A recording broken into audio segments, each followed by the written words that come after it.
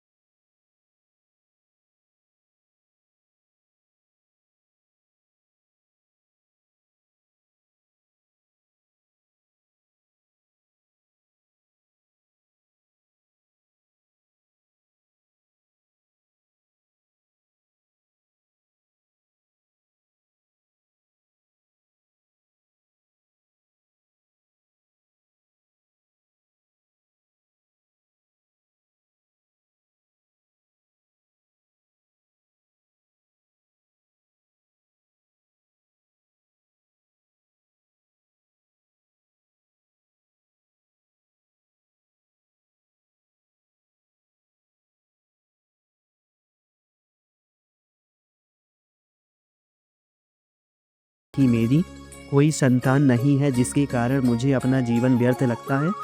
ये सुनकर ऋषि बोले, राजन, आज पुत्रदा एकादशी है और आप पूरी श्रद्धा से इस एकादशी का व्रत करो। ऐसा करने से आपको पुत्र रत्न की अवश्य प्राप्ति होगी। ऋषि की बात सुनकर राजा ने विधि विधान से ये व्रत किया और नियम के अनुसार द्वादशी के दिन इस व्रत का पारण भी किया।